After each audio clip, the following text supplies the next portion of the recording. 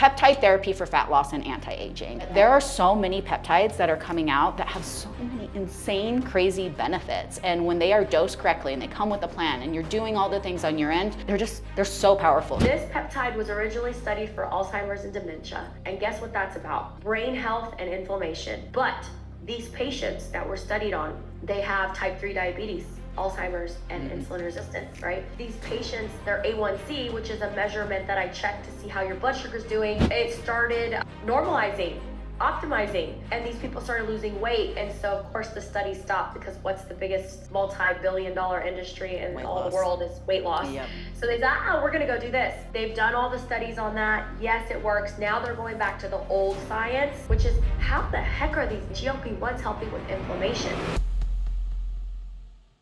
Well, today, you guys, we are going to be talking the top 5 trends that I saw in 2024 related to your health and fitness goals that absolutely need to continue moving into 2025. I know a lot of times we focus on the trends that, we just really need to let go of, this keto, Whole30, the fasting, all the fad diets, but I really want to dive into the things that we're seeing that are truly going in the right direction. So I'm super hyped to talk about this. These are in no particular order, but we're gonna kick it off with a banger because this is something that both Bouquet and I are extremely passionate about, but peptide therapy for fat loss and anti-aging. And I know, Bouquet, you have a lot to speak to on this. And when we say peptide therapy, you guys were speaking to, of course, semaglutide, like same thing, right? Mounjaro, tirzepatide. But there are so many peptides that are coming out that have so many insane, crazy benefits. And when they are dosed correctly and they come with a plan and you're doing all the things on your end, they're so powerful. So Bouquet, dive in, because I know you have so much to say here. Yeah, so everybody hears peptides, and they think more people are becoming educated on it, but they think when they hear peptides, they're thinking like collagen peptides, right? Collagen powder peptides. And yes, that's exactly what I'm talking about, peptides. However, there's different forms that you can use it in, like injectables, creams, etc. So what is a peptide? A peptide is just a branch of amino acids, a chain, and it tells your body to do things. We have a lot of peptides in our body. Insulin is a peptide that our pancreas releases when we eat carbohydrates, for example, to grab onto the sugar molecule, carbohydrate, put it into the muscle. So that's a peptide. It's a branch of amino acids, a chain. So the same thing, except we make it in the lab, right? So it is synthetic, but we make it in a lab and then we can give it to our bodies. So the really, really popular peptide right now are GLP-1s, which is tirzepatide, retatrutide, which I have now in office and I'm playing around with. We have tirzepatide, semaglutide, which is good old faithful, right? Liraglutide, Saxenda, those I don't really use much of, but those are peptides as well. So these peptides obviously take the front row because they're game changers when it comes to fat loss, especially in our country, in the United States, where 50% of the population or more is obese. Yep. And it's linked to cardiac disease, which is the #1 killer, not cancer, actually. So before I digress or go way off on another tangent, how we use peptides for anti-aging, obviously, when you do not have insulin hanging out in the bloodstream, for example, if you've had dinner, you go to bed, in the morning you wake up fasted, you should not have insulin. There should be 0 insulin hanging out in your blood. Well, why is that? Well, because that means that you don't have insulin resistance. Meaning, if you do have insulin hanging out in your bloodstream, you're making aging faster. You're aging faster, rather. So the least amount of time insulin hangs out in your bloodstream, the better. So we want insulin to hang out before when we have a carbohydrate, before lifting heavy weights. We want insulin to be there because it's going to make things grow, right? Yep. We want insulin to come out when we eat a carb-heavy meal. We, however, do not need insulin to hang out 3-4 hours after a meal, because that's telling our body to continue to store, continue to work, instead of focusing on autophagy, which is cleaning up dead cells and creating new ones and keeping us alive and living longer. So these peptides basically do that. It's funny because it actually makes you produce more insulin. You think it's counterproductive, but it's not. What it's doing is it's making the insulin be more efficient by going ahead and grabbing that molecule, putting it in the cell and going back to where it needs to go. So it's not hanging out. It's making insulin more efficient, So with that, what happens is weight loss happens. But here's what's really funny. This peptide was originally studied for Alzheimer's and dementia. And guess what that's about? Brain health and inflammation. But these patients that were studied on, they have type 3 diabetes, Alzheimer's, and insulin resistance, right? Type 3 diabetes. What was happening was these patients, their A1C, which is a measurement that I check to see how your blood sugar is doing, it started normalizing, optimizing, and these people started losing weight. And so, of course, the study stopped because what's the biggest multi-billion-dollar industry in all the world is weight loss. Yep. So they thought, oh, we're going to go do this. So they put all the money in that. Well, they've done all the studies on that. Yes, it works. Now they're going back to the old science or the true science, which is how the heck are these GLP-1s helping with inflammation? It's huge right now. The inflammation reduction is insane. It is like one of the biggest benefits we're seeing. On it, microdosed for osteoarthritis because it manages their osteoarthritis. Yeah, it's insane. They don't have as much pain. And so what happens is, how does inflammation directly lead to anti-aging? Well, the less inflamed you are, the longer you live, and the better your cells function, your skin looks better, you lose weight better, all the things. Yep. There are people, Nicole, that come into my practice that I can give them a GLP-1 and they don't lose weight. And I know it's because even though it helps with inflammation, there's other inflammation going on that's way important that we got to address, because just because of that inflammation, they're not losing weight. So these peptides are phenomenal. But when it comes to anti-aging, there's a lot of them. There's BPC 157 that helps with cell recovery and tissue repair within the gut and muscle and post-surgery. I give it to my patients sometimes post, like even plastic surgery. It helps with recovery. I've had a few mommy makeover patients that I've given it to and they recover way faster. So that's BPC 157 injectable.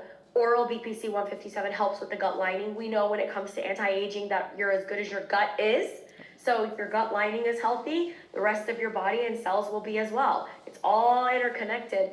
And then anti-aging, this is such more so a peptide, but it's a supplement called NAD, and it helps at the cellular level. And I use it myself before workouts twice a week. And Nicole's also jumped on that, and it's amazing. Get a little head rush before, but it's a cool head rush because you have this burst of energy to really, do your workout.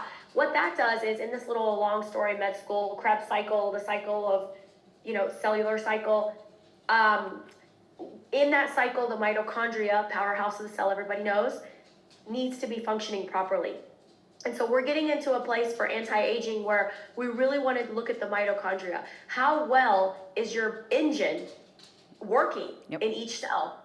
So NAD helps push that efficiency. Again, we're optimizing, so we want to become efficient. NAD helps the mitochondria within each cell become more efficient. Therefore, the cell can work properly. So it's amazing in the biohacking field that we have all these peptides and all these supplements that we can take that can help us get there. But of course, it does not replace the fact that if you're not lifting weights, if you're not eating a clean, whole food lifestyle, I hate to say diet, but it's lifestyle. If you're not walking, if you're not managing stress, these things are going to help you just some. But if you're living the way you live, Nicole, it can be a huge game changer. A huge one. And I always say, peptides and even hormone replacement therapy cannot do the heavy lifting for you, right? Like, they can't eat the protein. They can't lift weights. It's not going to get your steps in. It's not going to give you an overall awareness of caloric intake.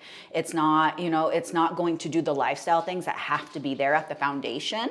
But when those things are in check, and like Bouquet said, will you see some benefit? Sure. But are you going to reap the full rewards? No. And I really want to speak to, because I know, Bouquet, the majority of women that we serve on Team Becoming Her, and I know the majority of women that you work with are going through menopause and perimenopause, full blown, and then even postmenopause. And let's speak to the fact that menopause is just inflammatory in general, right? There's 1000%. so much inflammation going on. And so utilizing this has been even at micro dosing amounts. And so people look at these peptides because, again, Ozempic and all of them have blown up. And, it truly is the most powerful weight loss drug in America, right? Like, there has been so many amazing things that have come from that. But I feel like the weight loss slash fat loss, I guess fat loss if you're doing it correctly, weight loss for a lot of people who aren't doing it correctly, gets overshadowed by all the other benefits get overshadowed by that, I guess is what I'm trying to say. And there's just so many things that are happening when we're talking inflammation reduction, we're talking at pushing autophagy, gut issues that we're seeing, like that are not being talked about nearly enough. Right. No, you're right. I mean, I love how you said menopause is an inflammatory state, because it is. Because when the pituitary gland in your brain is talking to the rest of your body, your ovaries, and it's telling your ovaries to ovulate, but your ovaries are like, we ain't got no more eggs, we ain't ovulating. That communication becomes strong, but it's very strong, but there's a wall between it. Barrier. And that wall is what creates that inflammation, because there's no connection. And so it creates that inflammation, and you get that belly, that, cortisol belly, that inflammation belly. Cortisol goes up because you're stressed, and then it's a never-ending cycle because you think you got to lower your calories, and that's not what's going to fix it, right? Yeah. So and then you're not moving as much because you're maybe depressed, or you don't know how to move your body properly in this phase of life. So I do see a lot of people when they come in. Sometimes I meet my patients where they're at. I will start them on a GLP-1, but I say, but this is not where we end, right? Like, you have to earn and continue to earn this by lifting weights, and having a coach possibly to teach you this stuff. Eat proper amount of protein. Yep. Make sure you're gaining muscle, and then we add on the hormones. Once they start feeling like, okay, wow, I've lost 6 to 8 pounds in 1 month, I want to keep doing this, because let's face it, like, most people give up, Nicole, if they don't see some kind of reward, or just immediate. Something. Yeah, I agree. Because how many women do you have that come in and they're like, they've done all the diets in the world? And Nicole, how is your 98% of them. program different, right? Yep. So you're like, oh, and it's hard as a provider or a coach, because you're like, fuck, I gotta make some magic happen. And so for me in my practice, GLP-1's that magic. It's that tool to help my ladies, like, oh, great, I had a month of success. Now I'm really ready to do what Bouquet says to do. I'm on it. I'm gonna lift weights. I'm gonna eat protein. I'm gonna do this. I'm gonna do that. So it's hard. It's hard to convince women to think about fat loss and hormones in a different way. Yeah. And not to like longevity. Yeah, not to look at it such a short-sighted, I just need to lose the weight as quickly. And don't get me wrong, we're all wired for instant gratification, right? Like, we all, and myself included, like, even when I go through quote unquote dieting phases, I know, Bouquet, you're right now going through a dieting phase, right? Like, we're all wired for that. But when you can look big picture and see big picture, because what I have happen is I have quite a few babes on my team utilizing peptide therapy right now. And it's amazing when the foundations and whatnot are there. But I also have quite a few coming in utilizing a GLP-1, and they are in a worse position than when they started, because they started taking it, they maxed out dosage, they weren't working with somebody who understood how to dose or how to prescribe or to give them protocol or strategy or a plan. They lost a ton of muscle, and then they downregulated metabolic, hormonal, biofeedback markers. They feel like dog shit, and they're just more frustrated than when they started. And so it can work in both scenarios. It can be an amazing addition when you have all of the things there. But again, I've had plenty of babes come through and be like, I tried that, I'm miserable. Like, they look worse. They stopped because the side effects were so high. They were at max dosages. Hunger came back with like full force, and they're like, I can't stop eating now, Nicole. And there was no foundation to begin with, right? Like, it's like, we need to get to a space where, yes, it's an amazing addition, but again, it can only work with as much as you give it. Like, you have to do the heavy lifting with it, is what I'm trying to say. So. No, and you're right. And like, I feel like the ideal patient or client is the one that is already, has some of that foundation ready. And like I say, if someone was to ask me right now, hey, Bouquet, what would you start first? Hands down, I'd say learn macronutrients, learn protein, learn lifting, because those are things that nobody can take away from you ever, right? Yep. Like, a peptide can be taken away. The FDA regulates a lot of stuff, and they can take it away, which sucks. Hopefully they don't. I'm not a fan of the FDA, but anyways, long story. But hopefully they don't take that away. And but if they do, what are the foundational things that you have that nobody can take away from you? Yep. I haven't been able to work out. I'm fighting a cold right now, and I told you, I texted you. I'm like, God, I feel like crap. Like, my body craves working out. Like, I want to go lift, like, but I can't because I gotta heal. But but it becomes a She tried to, and I told her lifestyle. no. You guys, just throwing that out Yeah, there. She's she just told me like, you no. guys, like, she tried to. And and Nicole, when Nicole, if you guys don't know, Nicole is my coach, and she coached me in the beginning. And remember when we tried to do a fat loss phase? I think I was in the thick of finishing MP school, and I was like dead set. You told me, give me 6 months of building, and I did. And then I was like, I think I'm ready. I think I'm ready. And my body wouldn't budge. Yep. And we were like, no, never mind. And then I kind of stopped after that and just lived in maintenance and maybe even a surplus. Man, the weight's coming off now easily. Easily. And it's because I gave myself over a year Of of adding no muscle dieting. adding muscle to your frame, improving metabolic capacity, doing those things. And I have over 50 pounds of my weight is muscle right now, I love that. You're which speaking my is love an language. athletic build. So when this fat comes off, I have a lot of muscle underneath, and I'm very proud of that. Yeah, and that's where that toned looks comes into play. So, Yeah. and this bleeds right into trend number 2 that I really want to speak to, because this is definitely gaining popularity. And obviously, shameless plug, you guys, this is what we do on Team Becoming Her really well. But the power of a customized plan over generic diets. And I feel like it's finally starting to get the credit that it deserves. It's like taking that snowball effect. More people are jumping on the bandwagon, right? Because I speak to often what a lot of women, particularly going through menopause, is missing a strategy. And, I hate to be the bearer of bad news, but keto, Whole30, Weight Watchers, intermittent fasting, Plexus, Optavia, Noom, those are not strategies. They're generic cookie cutter plans that are based purely in restriction. And so results, when it's tailored to you and it's a strategy truly custom to you, is a game changer, opposed to following, well, Susie down the road lost 30 pounds by fasting, so I'm going to start fasting and I'm going to lose weight too. And that just ends up in a lot of frustration, ends up with a lot of self-sabotage, a lot of negative self-talk, because we can't stay adherent to, these protocols, and then we beat ourselves up over it, and we think that we lack this quote unquote discipline. And the reality is, it's not a lack of discipline, it's a lack of direction. And so I would love to hear your thoughts, Bukat, because you've been through the power of trying to do this on your own versus having somebody to help guide you. So speak to that a little bit. No, yeah. So even me as like a medical provider, like I understand macros now. You taught me them, actually. We didn't learn that in school. That's something you taught me. And as far as prioritizing protein, that's something you taught me. And so for me, I think that even especially with women in our age group, 38 plus, that are in perimenopause, menopause, they have very busy lives. A lot of them are not raising little kids anymore. They're chasing their careers. They're busy. They're building a business. Those are a lot of our similar clients that we have. And so they don't have the capacity or the time to sit there and try to do this on their own. You could chat GPT all you want. There's nothing like having a real coach or some kind of guidance that's personalized to you. In order to understand what kind of macros you need, when, what type of lifting you need to do.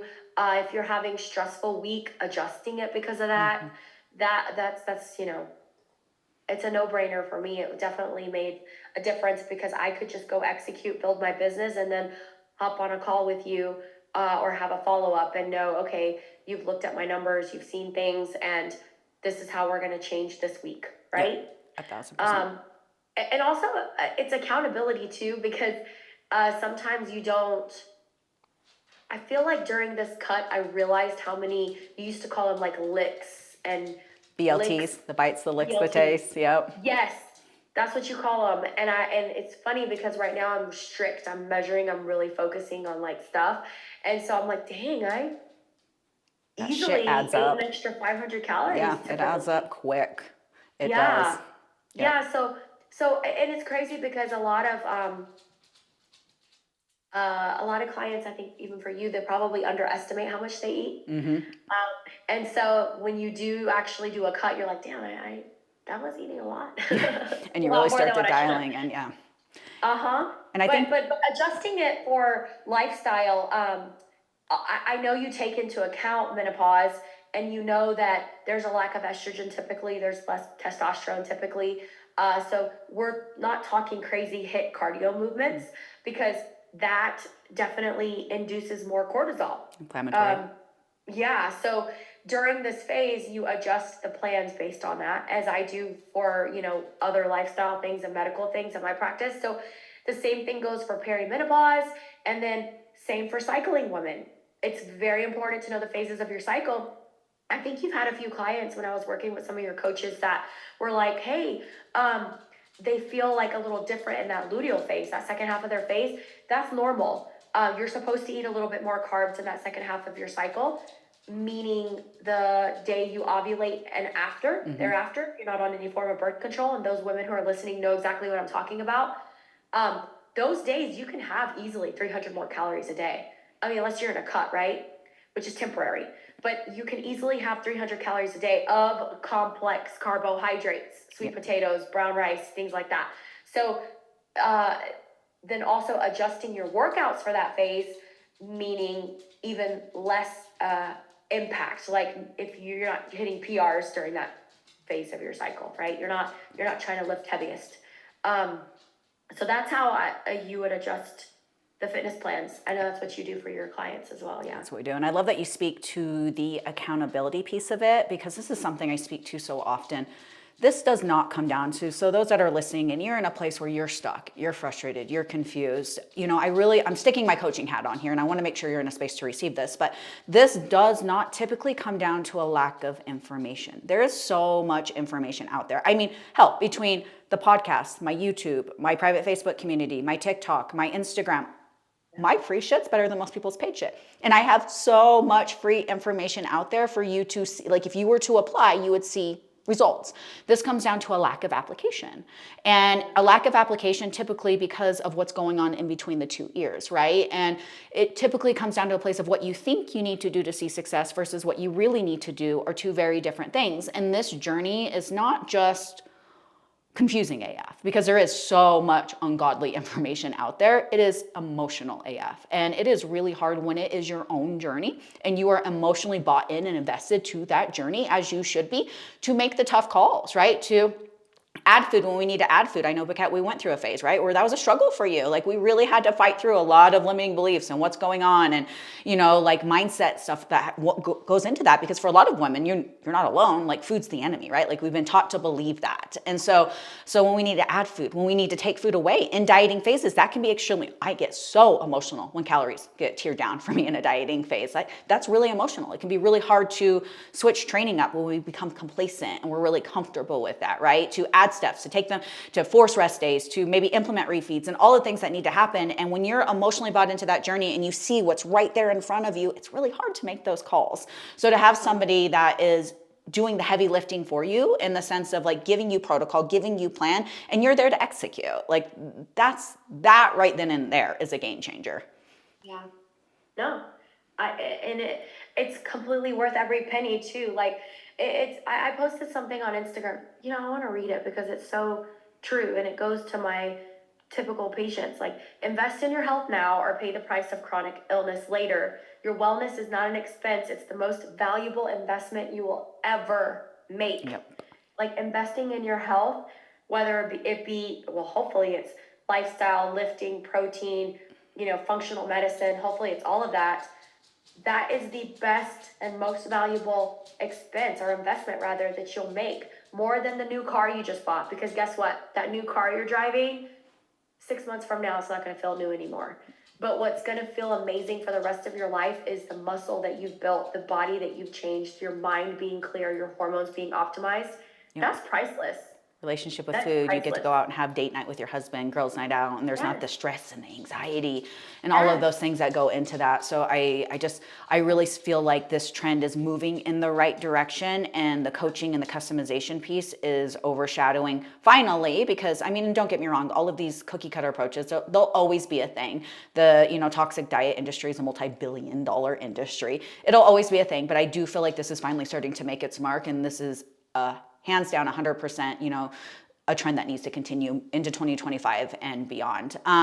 Let's chat about trend number 3 that I've been seeing lately, and Biket and I were speaking a little to this off camera, but metabolic reset strategies. And I use the word reset because that's what a lot of people, kind of like that's what they hear. And so I want to make one thing very clear, you guys. Your metabolism doesn't break. You're not broken, right? But there are strategies to create a metabolism that's working for you instead of against you. There are strategies to create a metabolism that's on motherfucking fire, as I like to say, right? And so this is a space that is finally starting to get more attention, I believe, in the fitness community, opposed to, I think there's a lot of awareness now for a lot of females, particularly in the area and the woman that we serve. Like, okay, maybe all of this dieting hasn't served me, right? Like, I think the light bulb moment's finally going off. Maybe if I've been doing this, I work with so many women, they're like, Nicole, my first Weight Watchers meeting was 10 years old. I've been doing this my entire life.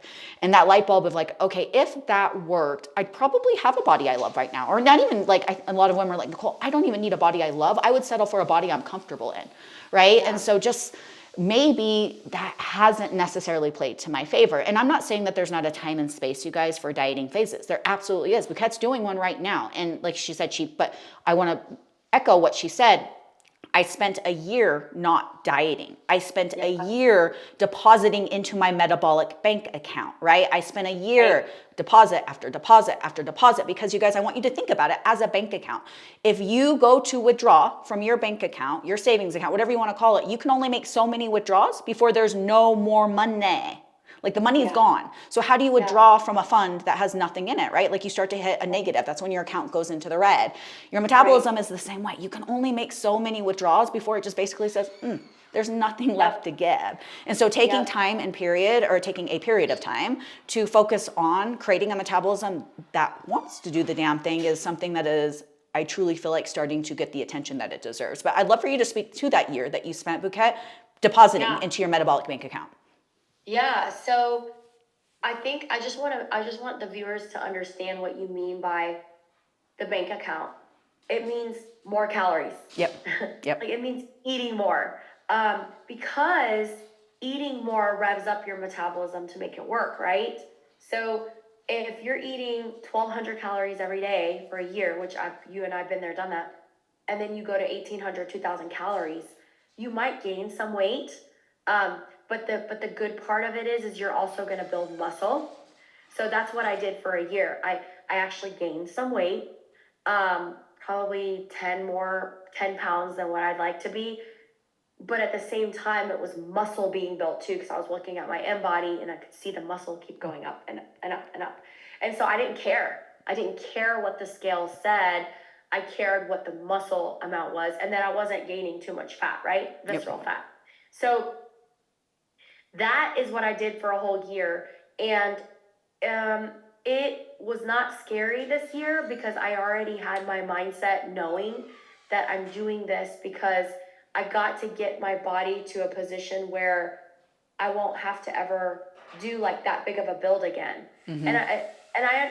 Because I still had those gains that I could make because I was still kind of like a newer lifter.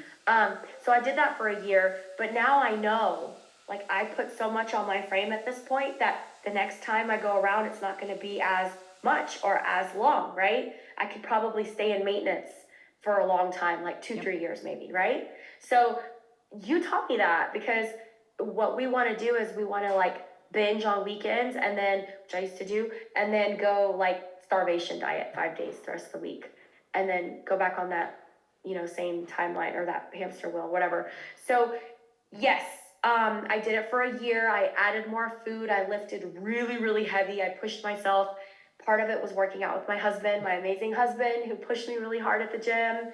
He would like tell me, add more. And I'm like, no. He'd say, add more. I'm like, okay. And so he would, he'd be behind me and guide me. And it really made our marriage stronger too, because it was like a date day. We'd go get a shake after together. But it's definitely, I can't lie, the progressive overload works if you do it right, and or more repetitions, and if you're consistent. The big C word. Close your eyes, stop looking at the timeline, and just every day chip away at the goal. And when you look back in a year from now, your body will completely change. Yep. And so it's faith and trust too. Oh, 1,000%, right? And more so trust, because I hear this all the time. I actually just recorded a YouTube talking about this. It's funny you said that, because I hear often like, oh, trust the process. And I'm like, do we Yeah. really need to trust the process, or do you need to trust yourself? I think it Yeah. comes down to more of a trust in yourself, right? Just because Yeah. you've never truly felt like you have complete and total control around food, and to give yourself permission to eat more feels very foreign, and that Yeah. starts to feel like when you start to feel out of control, right?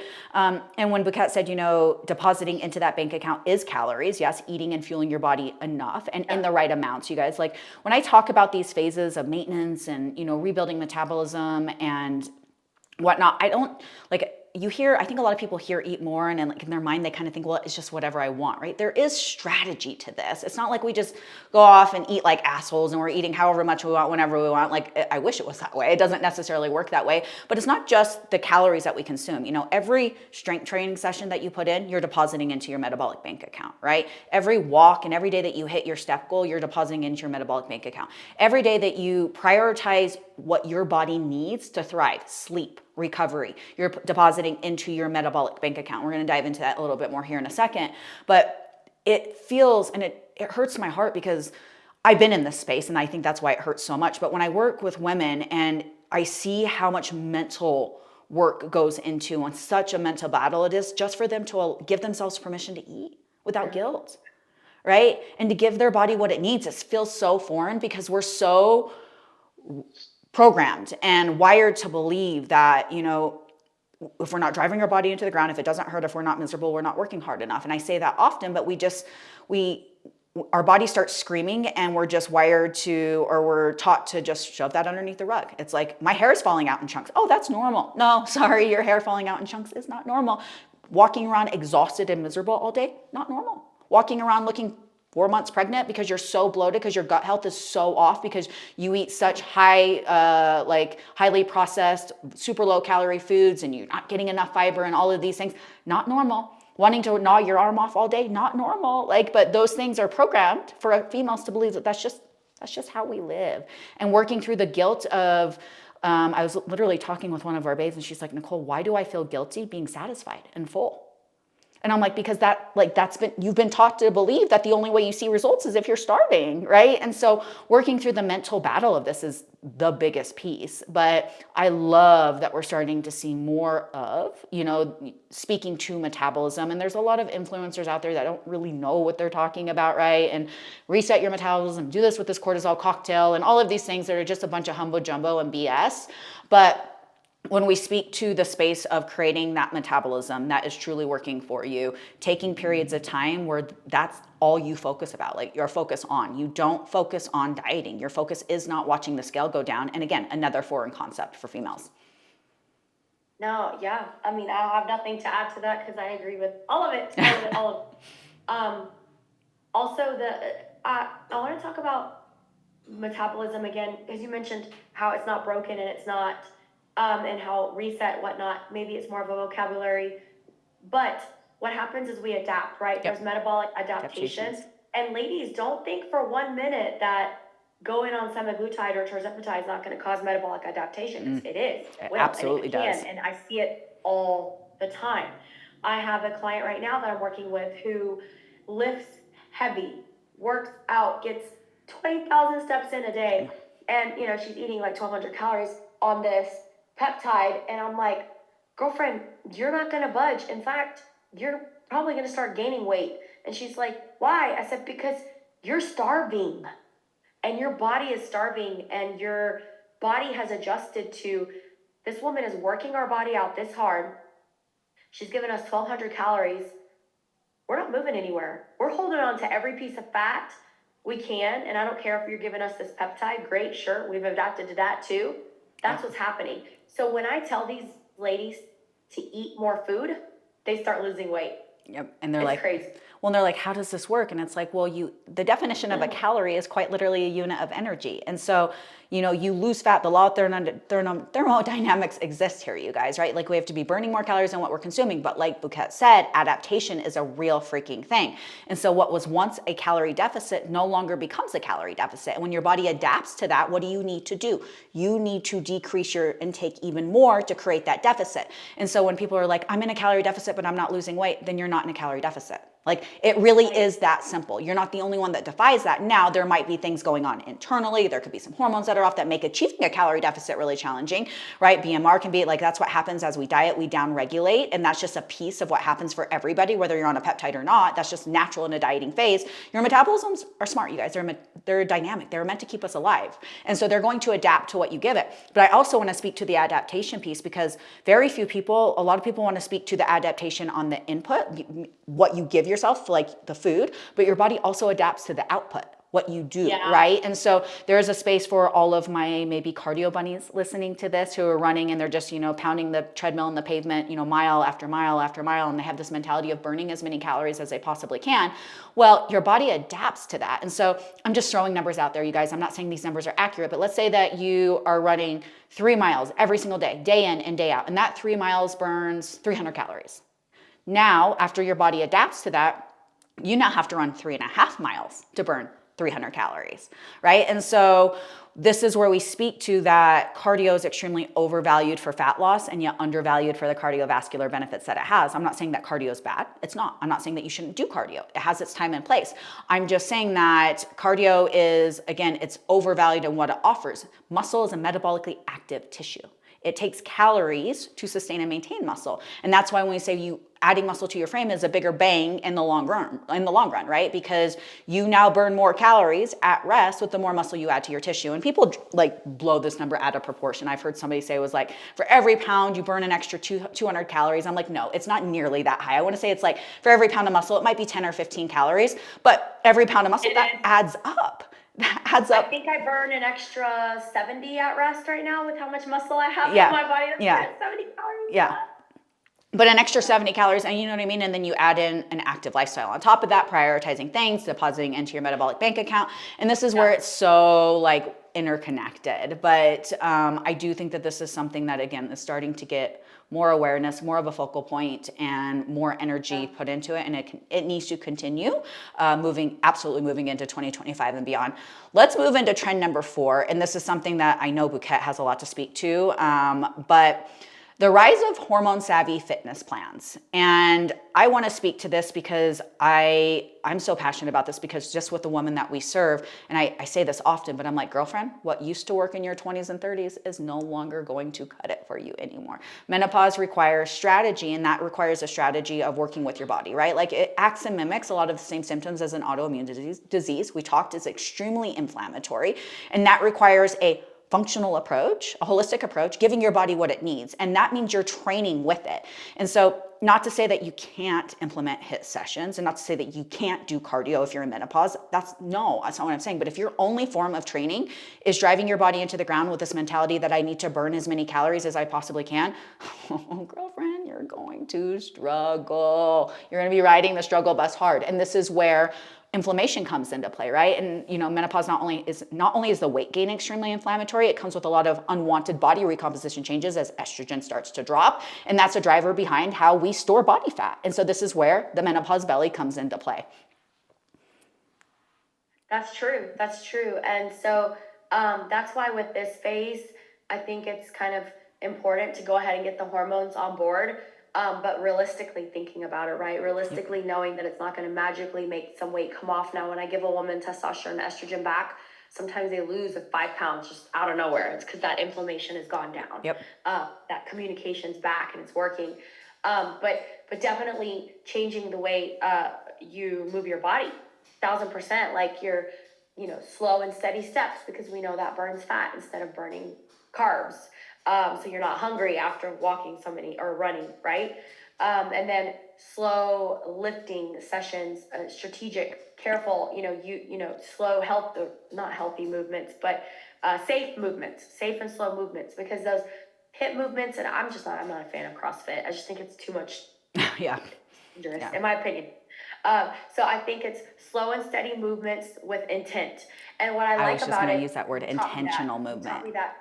Yes, I've actually been able to do that now to where if I'm doing like hamstring curls, like I'm actually feeling like, okay, I'm pushing, releasing, like I'm actually in the moment with it Mind and I muscle can connection. feel, yeah, Yes. yeah, and actually can feel it. So that's the type of movement that's necessary during that phase of life for And sure. understanding progressive overload and how to Yeah, apply this, yeah, and also to understanding, okay, I know I'm quote unquote working out or training because it's good for me and I need to add muscle, but understanding what you're training and why you're training it, right? And the intense, or I guess the frequency and all of that. And that is again where the power of a customized plan of somebody that can help to educate you of like understanding of what's going on and the why behind the what, you guys, because I use the word intent, really strategically here, because how many times have you gone to, and I was guilty of this for the longest time when I was overweight and version 1.0 of myself, as I like to say. I would go to the gym because that's what I thought I had to do to lose weight, right? And I needed to burn calories and it was a box that I had to check. And there was no thought process behind it. It was literally, I was there was no strategy. I was just moving and trying to burn calories and sweating. And if I walked out and I was dripping, and then that was the sign of a good workout. But the way that we train matters, and it matters a lot. And I get asked often, it's so funny, because I do quite a few like TikTok lives and whatnot, and I always get asked, how long should I be working out? And I'm like, it's not the duration of your training that matters, it's the intensity that we bring to our training that matters. Because you yeah, could be in the gym, picking up pink shiny dumbbells and jaw japping for 2 hours and see no results. Or you can have a protocol that's truly custom to you, that's in alignment with your goals. Give me, take muscle to failure, give me 100% intensity, and, be in and out in 40 minutes, 45 minutes, and see amazing success. So again, it's not the time, it's the intensity that we bring to our training. And that does require having just mindfulness behind that, because for a lot of people it's just something that they check off. There's no strategy, there's no thought or intent behind it. yeah, no, yeah. And that makes a difference. I think when you accept it also as instead of checking off a box, but it's a part of your daily routine and your habit of your lifestyle, then you do put more intent in it and more focus in it and connection for Yeah, sure. for sure. And then when you realize that you're no longer, and this is something that I speak to often because it's the mindset for so many people of working out to burn calories, and we don't Yeah, train, like we don't work out on my team. I hate the word workout because workout makes it feel very like there's no plan, there's no strategy. We train, yeah, and we train with motherfucking intent on my team, right? yeah, And that's how we drive the insane results that we do. But when you get out of this mindset that you work out or train to burn calories, and we train to get stronger. We train to feel good. We train to change the way that our body looks. We train to help increase, metabolic hormonal biofeedback markers, right? As we age. And, muscle is, you guys, muscle is the key to longevity. It's the key to yeah, health. It's the key to aging. yep, It's the key to, a metabolism that's on motherfucking fire. And it's the key to the yeah, toned, banging body that you feel damn good and naked. And everything about your life becomes better when you add more muscle to your frame. yeah. It does. It does. And not to mention, there's this really good feeling about a woman that can lift heavy. Like when you're deadlifting 150 pounds and you're like, wow, I did that, Or you're squatting 140 pounds or 145, you're like, wow, I did that, Yep. right? Um, it creates, I don't know, it's very powerful. Yep. And let's also speak to, when we say the rise of hormone savvy fitness plans, like we start to become more insulin resistant, ladies, as well as we age, and estrogen starts to leave the building. The best way Yeah. to combat, or one of the best ways to combat insulin resistance, is by adding muscle to your frame. Optimizing your Yeah, thyroid too, that's another big piece of it. If it like, definitely. yes. But I Definitely. mean, adding muscle to your frame is one of the best ways to work through insulin resistance. Do you know why? So there's three different type of estrogens. There's estriol, which is a weaker estrogen, safer estrogen. There's estradiol, which is the main one that leaves the building, the one that we need for brain function and skin health, hair health, just health in general, mood. Then there's estrone. And what happens in menopause is the body just tries so hard to make that estrogen, but it can't, and it ends up making the bad one, the one that can be carcinogenic. And guess where that estrone hangs out? In your fat tissues. And if you're not lifting weights, you're losing muscle. If you're not lifting weights, you're losing muscle and you're losing it fast. What is it being replaced with? Fat. And the muscle you do have becomes like a marbleized ribeye, right? It has fat inside of the muscle, right? So what happens is you cause estrone to be secreted, and it's the bad estrogen. So it's really important. Weight lifting is absolutely important. It's a non-negotiable. I have people ask sometimes, well, what if I can't move?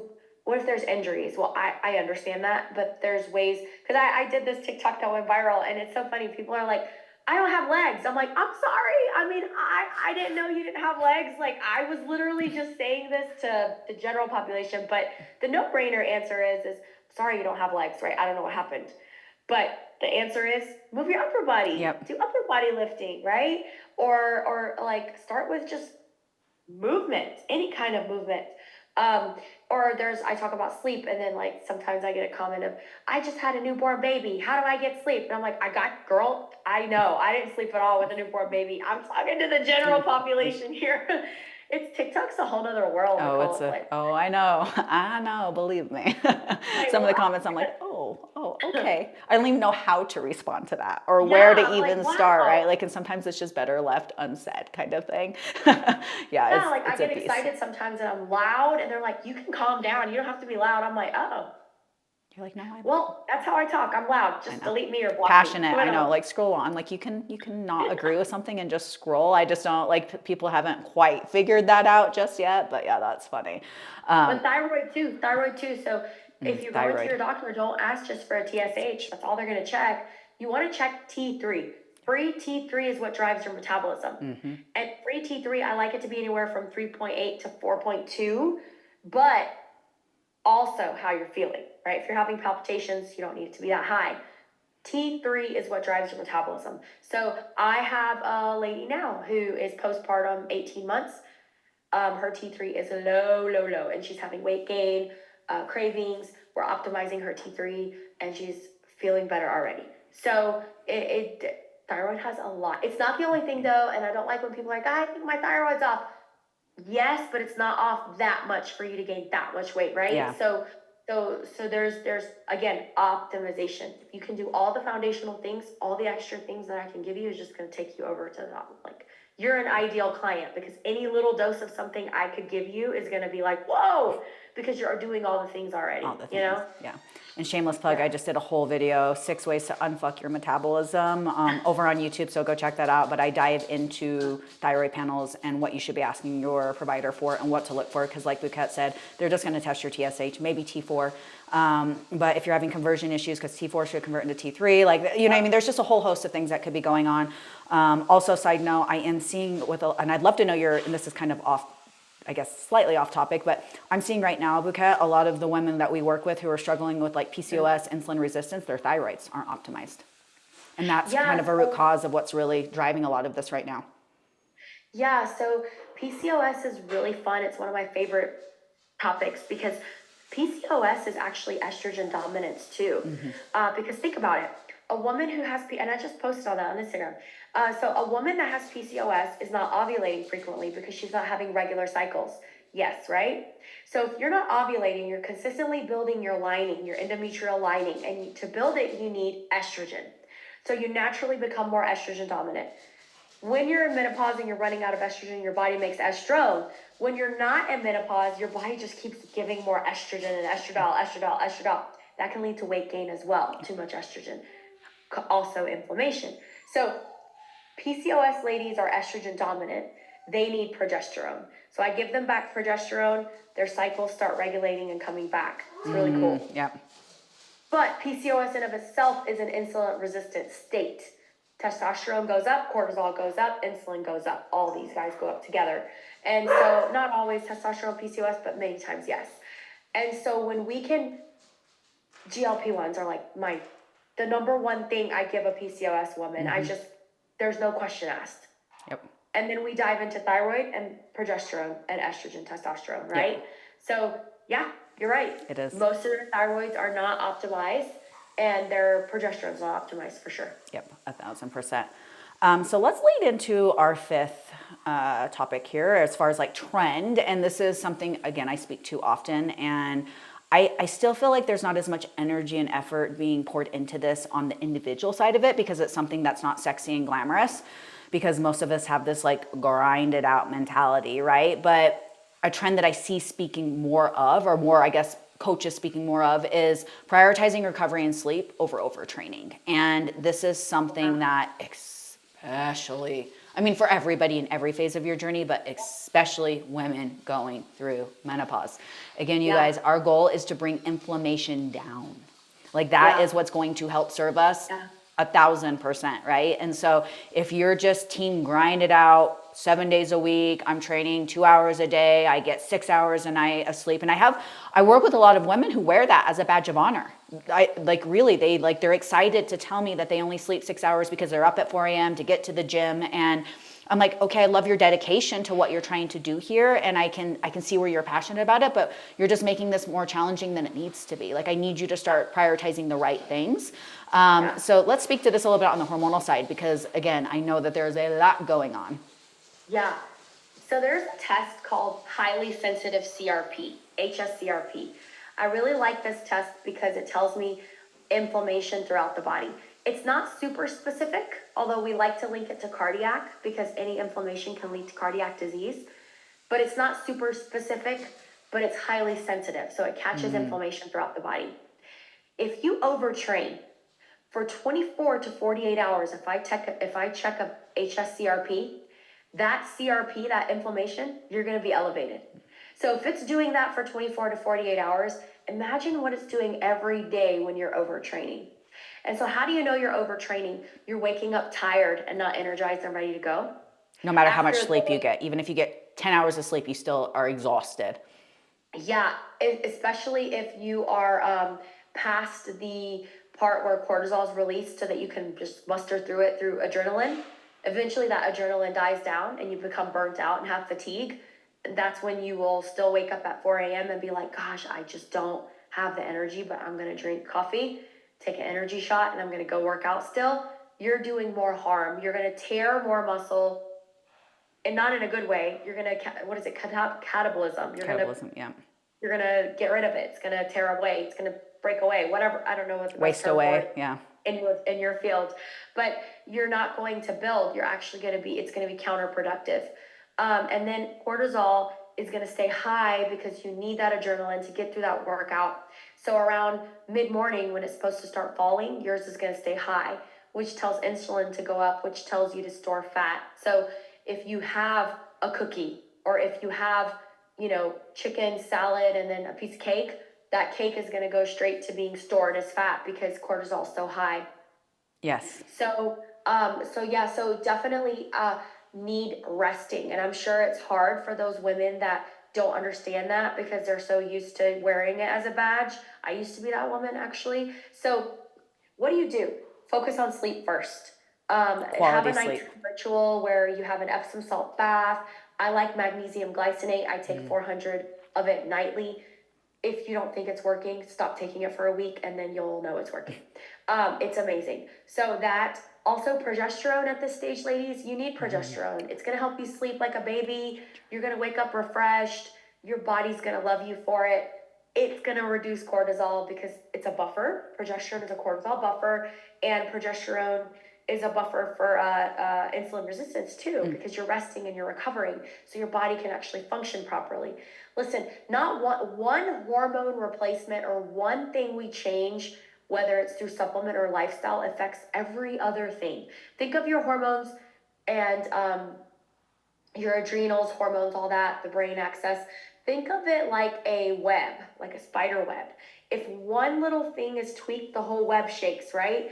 Think of it like an orchestra. If one instrument is out of tune, you can hear it. And so it can either be a good thing or a bad thing, right? So we want to fix one thing to hopefully help it fix other things and then eventually work on each other thing. And if the one thing we choose that costs you nothing is sleep and having a nighttime ritual, including that supplement for sure. 100%. And when your body is well rested, you guys, it wants to show up to do the damn thing, right? And sleep impacts our hormones, our mood, our leptin, our ghrelin, which is our hunger and our satiation. Ever notice when you had a really shitty night's sleep and you wake up and you're just like, oh my God, a donut sounds really great for breakfast, right? Like you want all the high, like sugary, high carb foods, and it truly affects not just your mood, but literally your leptin and your ghrelin levels. And so working on making sleep something that is like a sexy, glamorous thing for you, whatever you need to do to prioritize the out of it, because it is so crucial. And I can't remember the study, but because I was actually going to send it to you, but I read a study and just the difference in impact, but particularly for women going through menopause because of the hormone shifts of just the difference in, they did a study of women who got like less than 6 hours, like 4 to 6 hours of sleep a night. And then women who got 8+ hours of sleep a night, and, you know, same calories, same protocol, all of the things. And the women who got more sleep lost like, I want to say like 12% more body fat, or like a pretty large amount just from like sleep alone. Yeah, which makes a massive difference. They have less cortisol. They have less cortisol spikes. So here's the it's like a double-edged sword. Like you're telling a woman to sleep, but she's in perimenopause, and she's gonna say, Nicole, but like I can't sleep. I can't sleep. Well, you need progesterone. Yep, you do 1,000%. And magnesium glycinate, like you need to be like both of those. And you maybe even if you need a slightly additional like boost, like melatonin combined with that can help as well. But yeah. It's very good. Melatonin is an amazing antioxidant. It's also a huge anti-inflammatory.